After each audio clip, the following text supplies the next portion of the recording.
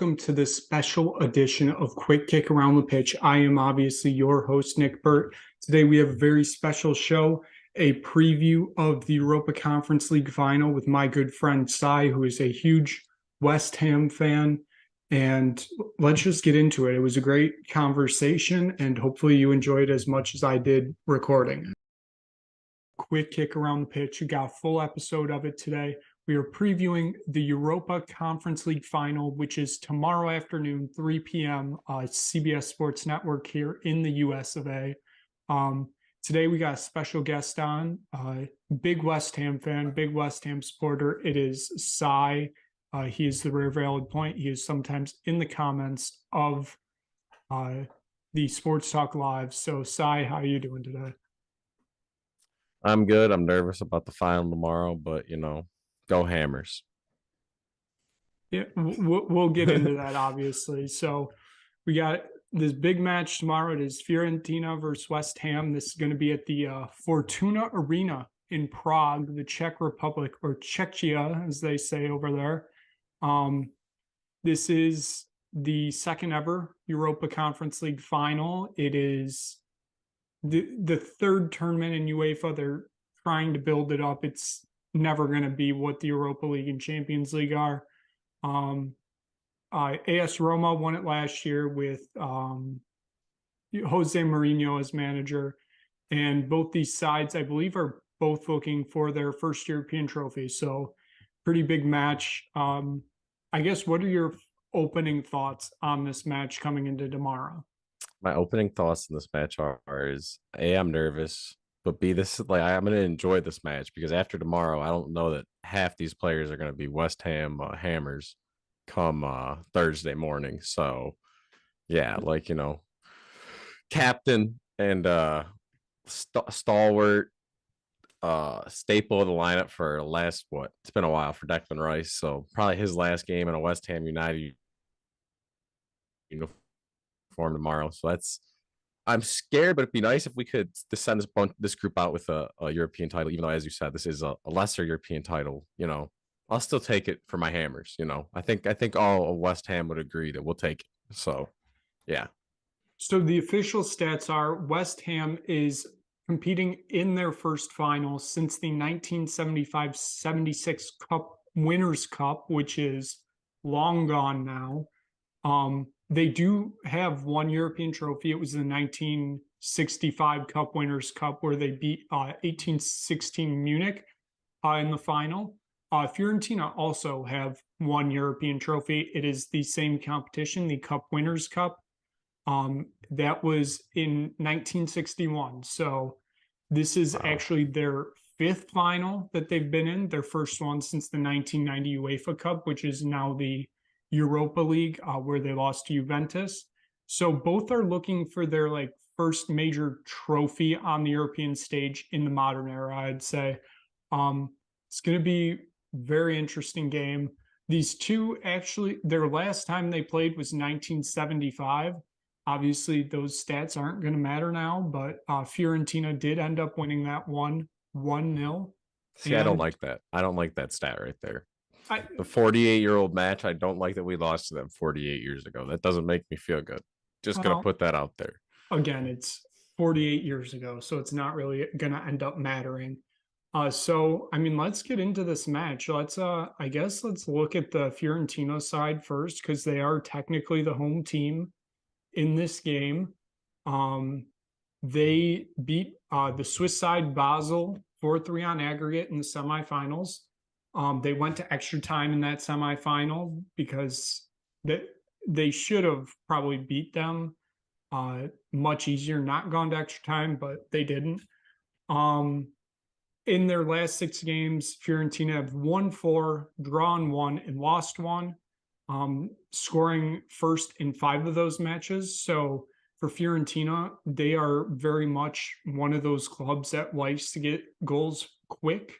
So it will be interesting to see how that plays out tomorrow. Especially with the West Ham's ability to, give up the early one and then, have to play catch up for 75 minutes. So that is going to be very crucial because, as you said, West Ham usually do end up playing from behind. They really don't play from behind in this competition, though. They really haven't faced anybody great, we'll say. I mean, I think we can both be honest here. West Ham's competition in this it hasn't been outstanding, the teams they've faced. We've gotten lucky. I would say we got a very good draw. We haven't had to play very hard competition. Agreed. This will be their first one, and you know, it's the final. So it's going to be 90 minutes plus whatever, and we'll see where that gets. So for Fiorentina, And of course, we're probably gonna get some whatever. yeah. For Fiorentina, key players, Sofiane Armbarat, he made a huge name for himself at the World Cup with Morocco, but it's Arthur Cabral or Cabral. It's one of those two, those pronunciations gets hard at some points. It's going to be, I believe he is the joint top goal scorer in the competition right now at 7 goals. So for him to get on the score sheet is going to be very crucial for Fiorentina to win this game. The manager for Fiorentina, Vincenzo Italiano, which just sounds like an absolutely fake Italian name, but I believe he was actually born in West Germany. So, I mean, he was raised in Italy, but he's German technically by birth. He's talking about how he can't be, or Fiorentina can't give the ball away to West Ham tomorrow because West Ham do like to force turnovers, which end up being big counterattacking opportunities for them. So that's going to be a huge test for Fiorentina tomorrow. And I think for Fiorentina, it's got to be about getting that first goal and then putting the pressure on West Ham to start chasing goals, basically. What do you think about that? As a West Ham fan, my biggest fear would be Fiorentina within the first 15 to 20 minutes of the game, stealing a goal. Because while we have played well from behind, in a situation like this where the team really could hang on in effectiveness, it would really worry me with how our defense has been at points. And, we have had matches where we have truly struggled to get that good shot.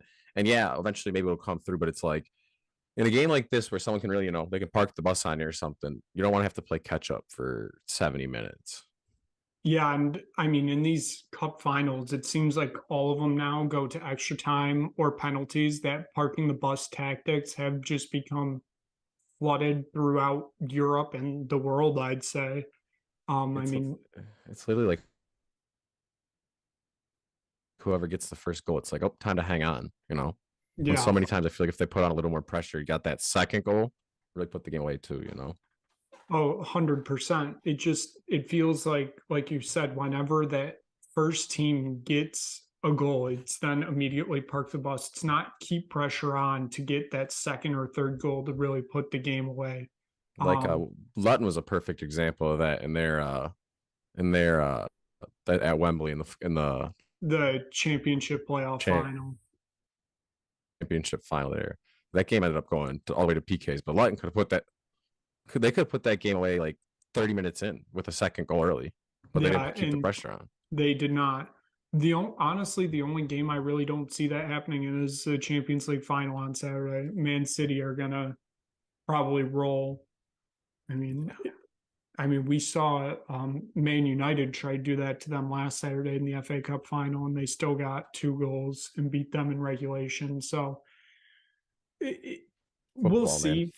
Obviously, I think a major play for this gambling wise is going to be to bet the draw after 90 because it just feels that way. I know you're big gambling guys, so I'm sure you agree with me on that. I would probably take the draw for 90. If you're going to bet the hammers, I would take them to lift the cup, which, for those out there who don't know about it, lift the cup in gambling is when you bet them effectively to win the match at any point in a game like this. So cover extra time and your penalty shootout, where if you do the 90-minute after 90 minutes, that's your result. So don't forget that when you're looking at your bets for this game. Yeah. I wouldn't take the full draw unless you want to sit there for 120 minutes dying. But some people like that. So I guess let's look at the other side of it. Your club, West Ham. David Moyes coming into this game, you never know. We'll get into his future soon. But like you said, this could be a game of last for a lot of West Ham in general. I mean, obviously, star player Declan Rice is going to be a major factor in the game tomorrow. And it's most likely, I'd say, his final game in a West Ham shirt. It seems like it's either going to be Arsenal or Bayern Munich where he plays his football next. It really doesn't seem like West Ham are one of those options right now. I believe this will be his last game in a Hammer shirt. But I mean, he's been becoming this season, he's gone from being a goal threat to just being an all around threat on the field because he's assisting, he's getting interceptions. He's just become that all around player that West Ham felt like it needed for years and now will be making a huge profit off of him. Yeah, we're gonna make a lot of money off Declan Rice, but I appreciate his service because you're right. He's the main reason, you were giving me a lot of junk during the season at various points about whether the Hammers were gonna get relegated or not. I never had any doubt that we were not. But if we hadn't had Declan Rice, it might have been a very different conversation just because of what he has meant to this team, not just scoring goals, but assists, leading the charge. Losing him is tough. I am not happy that Declan Rice is not going to be a West Ham Hammer at the start of next season, but and also in the same hand, we're going to sell him for a lot of money and we're going to be able to use that to hopefully buy some new young players and hopefully kind of restart the process again. So that is an exciting prospect, but he has been great for us all year. He's a major reason we're in this final. If we're talking a little gambling, I feel like a prop maybe to look at would be anytime goal scorer for Declan Rice. I have a feeling he might sneak one into the back of the net tomorrow on his last day for the Hammers, but you never know. And obviously, if this game goes to penalties and he does make one, that does not count. So you would need him to score within the 120 for that to count. But it's obviously not only him that has been making plays this year for West Ham. I mean, you have Jared Bowen, Lucas Paqueta, and Saeed Benrahma. Those three have been your main goal scorers, I'd say, for this year. I think they'll play a big factor in this game also. Don't forget about my boy Antonio. Well, yeah, we'll leave that.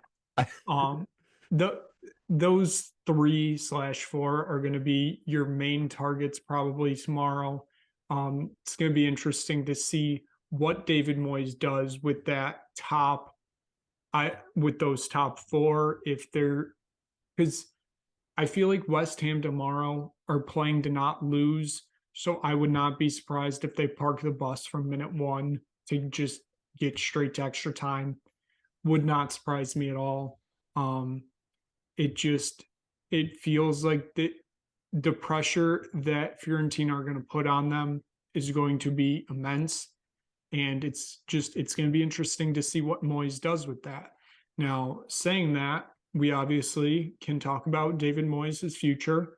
There were many games this year where it felt like he was on the verge of getting sacked. He didn't because he won those games, and then he stayed along and kind of just, as you said, it was a disappointing finish for West Ham this year in the Premier League. I believe it was 15th or 16th was where they finished. I think playing in the Conference League was a big factor in that. West Ham don't have the depth that the bigger clubs have when they're playing in European competition. They can't just, rest all their starters basically and then put out a brand new squad come, if you want to say Thursday for the Conference League games or Sunday for the Premier League games. They don't have that huge depth. I think that played a big factor in. But I also do think it was quite interesting that they kept Moyes on for this whole season. And now the interesting question is, will he be on the touch lines coming next year? What are your thoughts with that? Yeah, this has been an interesting situation. The David Moyes saga in West Ham has been very interesting, especially for the last about 4 months, because if I had told you 6 months ago David Moyes was coaching West Ham in June, you would have been like, oh, they turned it around or something. But we never really turned it around. We just did enough to not get relegated, which it seems kept. It's just we're in a weird spot here because we had the quasi European success, but like we've kind of talked about, it's kind of been strange because we didn't really play anybody. And then we had domestic success last year, but then this year we, like I said, we staved off relegation. So it's hard to really know, like, is David Moyes a good manager? Is he a bad manager? Is he just kind of meh? Is he like more or less like a because that's kind of where I'm at with him. I almost kind of have the feeling of he's not a great manager, but I also don't know that he's necessarily a bad manager. And I think that having to manage that European schedule this year was really tough. I think especially for a club like West Ham, where we didn't get that bish that comes with that type of position. We got European football, but we didn't get the money boost you almost need to play European football, I'd say. So it's hard to judge Moyes for that, but I'd almost be shocked to see him be on the touchline at the start of next season. I don't know how you feel. I I kind of feel like if he wins this tomorrow, you can't fire him. I mean, he just won your first European trophy in 50 years. You really gonna sack him? Now, I'm not saying that's the right decision. Um, I always have this discussion when Tottenham sacked Jose Mourinho 6 days before a cup final. Um, I mean, that prior, I'll say 6 weeks, they were playing absolutely dreadful football. He probably should have got sacked earlier. I didn't agree with sacking him 6 days before the final. I thought that was just absolutely insane. But I also understand because if he won that final, yes, you have the trophy, but then guess what? You're probably stuck with him once again. So it's a double-edged sword. Basically, it will be interesting to see what West Ham decides to do. Um, I There are a few names out there that keep making the rounds of potential people that West Ham might approach, and David Moyes isn't the youngest fish in the pond right now. Let's be honest. If you're West Ham, you're selling your best player in 30, 40 years this summer, probably going to get a big payday. If you want to start a rebuild, you really going to start a rebuild with Moyes, or would you want to go somebody younger that you could also help build around with a new squad? I think that's the main question I would have if I'm a West Ham supporter. I almost wonder too, if we couldn't see like a mutual parting of ways type situation at the end of this, if not, because you don't want to embarrass Moyes, especially if he wins us this European. Like I don't have ill will towards David Moyes. I don't want to say he's been a bad manager. I think that there's been some questionable decision making at different points, and you kind of wonder about some of our tactics at other points. But generally speaking, I'm not like, oh David Moyes. He's been a decent enough manager. We've had success, so I could also see, especially if we win this game, some kind of him taking a year or two to go, giving him some kind of maybe a little like a showy position or something, keep him on the club, but he wouldn't be making the game decisions. I could see a decision like that coming down too, So looking at the Opta predictor, which is basically a supercomputer, they're giving you results after 90 minutes. 47.6% of the simulations have Fiorentina winning.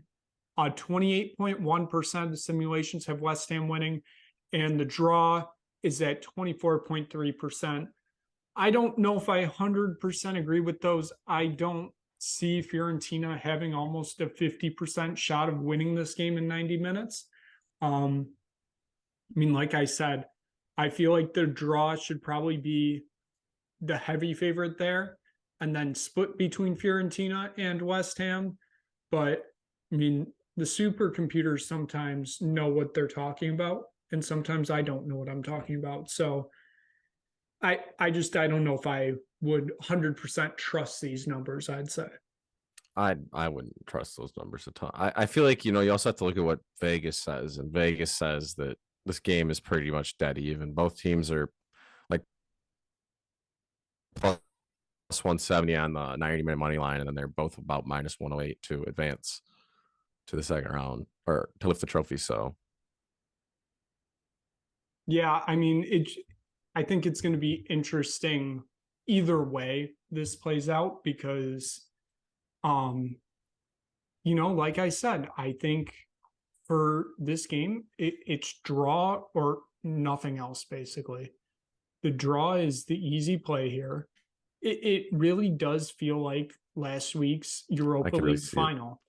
It like and everybody kind of knew it was, we're headed for a draw because both these teams are going to park the bus and we'll be lucky to get 2 goals basically. Now, we did get 2 goals, one on each side, and then we head to extra time. I would say, I think the big challenge here is I don't know if Fiorentina is going to play the football to park the bus. Like we said, they're a very high attacking team.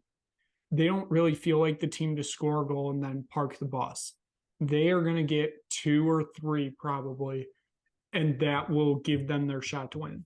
If they do that, it's all going to depend on West Ham and how well they play from behind because I mean they've been doing that a lot this year and will be interesting to see if they can do that again. Basically, I'm not writing them off yet, but it really does feel like they are going to have to play from behind tomorrow. I feel like both teams to score in regulation 90 minutes might also be a pretty good idea of something to bet. I have a feeling we're going to see some goals tomorrow. I mean, At, both at, teams, yeah, at least one on each side, I think, right? In that 90 minutes. more than likely. I mean, it does feel like finals don't go 0-0 until extra time anymore. Very easily. Especially like West Ham has had the greatest offense all season. They also don't have Yeah, the greatest defense either. Their back no. line hasn't been great all year. That's why they were near the bottom a lot of this season. I think we can agree on that.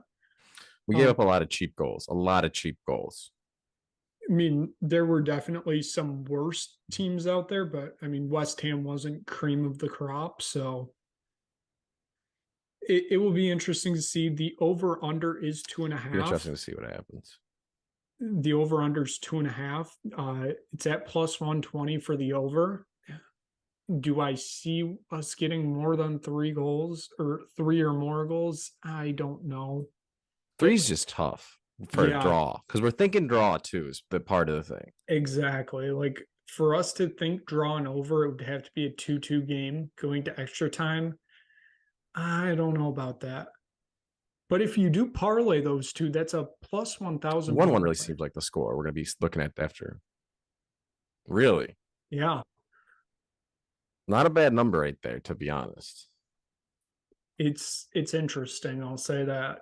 And like I said, Declan Rice to score a goal also might not be a bad play tomorrow. It looks like the over under for goals for both teams is set at 1.5.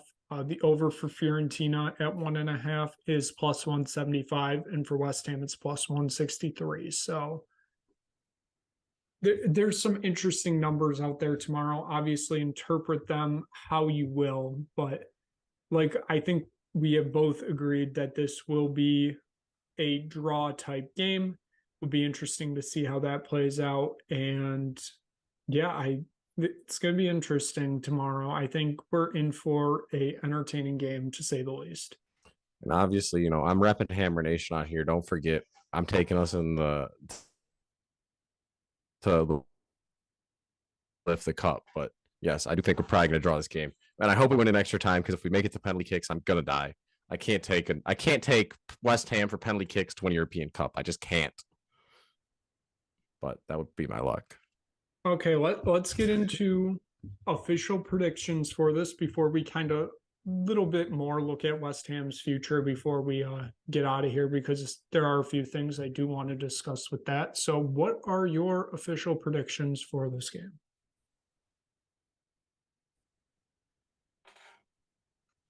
I am predicting a 2-1 West Ham win with Declan Rice scoring a winner in the 112th minute.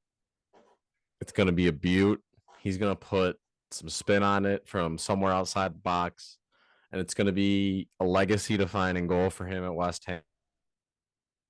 And it's going to be a great present. And then I think he's going to go be an Arsenal gunner and probably win a couple of Premier League titles. So it's my official prediction right there. I won't go as far as you did with some of those predictions, but I am going to take Fiorentina to win this. As much as I've said that this is going to be a draw, I easily see Fiorentina winning this 3-1 in full time. He's evil, folks. Draws the safe evil, folks. Draws the safe play here, but I feel like Fiorentina are going to get like a second goal in like the 75th, 80th minute. And then West Ham are just going to be continually on the attack. And there's going to be a counter-attacking opportunity. And it's going to be 3-1 because the West Ham defense will be nowhere to be found. So give me Fiorentina to win in full time after 90, 3-1. All right. So when West Ham wins 5-0 tomorrow, you know, it's going to age poorly. Yeah, probably. Everything will age poorly that has been said today. So, I mean, let's look at West Ham's future. Got an interesting summer ahead. We've already talked about Declan Rice. We've talked about David Moyes. I think the real question is, if West Ham win this tomorrow, they will be in the Europa League next year. West Ham's going to have to do something this summer player-wise because you're probably losing a lot of players. You're not going to be with the players that just won you your European final, and you're going to maybe not have the manager either. And on top of that, you don't have the depth that you had this year, which you didn't have any to begin with. And then you're going to be doing the same schedule all over again. And that could put you in real trouble relegation-wise for next year. I have a feeling we're going to play. If we win this tournament tomorrow, we're going to have a very poor showing in this Europa League next year, and we'll quickly be bounced. I don't think we'll have the depth because I haven't heard us linked to anyone this summer. I haven't heard us linked to any move. And yes, it's early in like the transfer window, like the summer transfer period and stuff. But it's like I haven't heard us about making any moves, and we know we got damn near 100 million coming from Rice. It sounds like. So it's like, what are we going to do with that? Especially if we win this. I'm wondering how much of our offseason strategy is also not built on the fact of whether we win this game or not. Because if we lose, we're not in. Right? Yes. So we're not in the Conference League next year. Yeah, you are nowhere next year. So I think that part of everything might be us being a little bit. This game contingents a lot of things because I think you'd agree. We have to build a very different roster if we're just playing the Prem next year. Yeah. I mean, so even if you are just in the Premier League next year, you're not in any European competition, this squad probably gets you mid-table. Maybe. Even without Rice, I'll say. It probably gets you mid-table. It's playing 2 matches a week. It just derails the season, it feels like. And that it could become a big problem for West Ham. As fun as it was to have like European football, it really hurt us. Like that's the only reason we were really in relegation talks. We were not that bad of a team. It's just we were getting some bad match, like, and especially with how crazy the Premier League schedule and stuff was this year with the World Cup and whatnot. It was just, I think everything caught up with us this year in that sense. So, yeah, but it'll be interesting. I feel like I said, a lot of is contingent on what happens tomorrow about the future of this club. I feel like it may be the same way for Fiorentina. They don't have European football next year, I believe. They're kind of in the same way as West Ham. They aren't as low in the table. I think they finished 8th or 9th in Italy. 8th, I believe. Yeah, so they were just outside of Europe. So a lot of their business this summer is going to be determined on if they win this or not. Because, like I mentioned, I mean, Amrabat could be easily sold for 70, 80 million this summer. after the performance he put on at the World Cup, and he kept putting on the rest of the season. It's going to be, this game will decide a lot for both clubs going into the summer. Yeah, I feel like it's an expensive game of football. It's going to be had for somebody. And I mean, even for this competition, it doesn't even pay out a ton. It's just that you're playing in a new competition next year. So it's not like West Ham or Fiorentina are getting a huge sum of money for winning this competition. It's just you are being awarded more opportunities to get more money next year. So, I mean, we played some pretty obscure teams in this tournament. well, yes, but it's also the Conference League. That was the point of it, for more obscure teams to play in it. Overall, both of our clubs have played in the first two editions of the Conference League. Tottenham did not make it out of the group stage last year because of COVID. You have obviously made it to the finals. So what are your thoughts on the tournament as a whole? I mean, it has been fun, especially, over here in America, games aren't at 3 or noon on Wednesdays and Thursdays. So that was fun, being able to watch my team on just like an afternoon. But it's been, you can tell how hard it has been on the squad.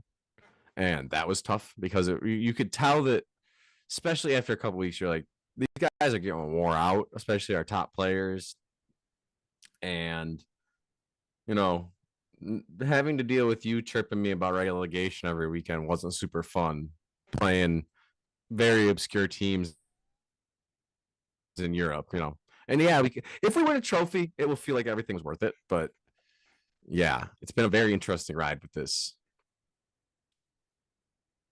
I mean, I somewhat agree with you. Obviously, I don't have the experience of getting to the final because Tottenham couldn't play their last game in the group stage last year because they had COVID, and then UEFA canceled it and we didn't have enough points. So nice. Whatever. It was almost like, I would say, a blessing that we didn't make it out, because that would have just depleted the squad even more. We wouldn't have been in trouble relegation wise, but it's just sometimes this is too much. So, I mean, we'll see. I mean, what do we play? 14 extra games because of this? Let's see. So it's probably even more than that, because you play 6 group stage games. We have, our keeper has 14 games played, looking on the. So then it's probably at 14. So it will be at 15 tomorrow. I mean, that's a lot of games. That's like a third of a season in the Premier. Yeah, I mean, 38. that you're playing within a 38 game season. And then, especially on a year like this, where everything was already so condensed because of the World Cup, it's like that. I also wonder too if in like a more normal year, if it doesn't affect us as much, because we didn't have a very deep squad, which wasn't helpful. But like, we did have some depth. It's just, I think there was so much going on. Yeah, I think it's took a toll on every team this year. The really only team that hasn't really shown that is Manchester City, and they have one more game left. And I believe they've played in every single game possible for them this year. So yeah, it's incredible. I mean, you can see it with Arsenal too. Arsenal was in the Conference League with us, or were they in the? They were in Europa. Exactly, and I mean, caught up with them, I think, too. Yeah, it caught up with a lot of teams. Obviously, just remembering that Man City did not make it to the Carabao Cup final. They lost in the quarterfinals to Southampton, who got relegated. Just kind of funny to think about. But, I mean, if you look at City, they've played probably,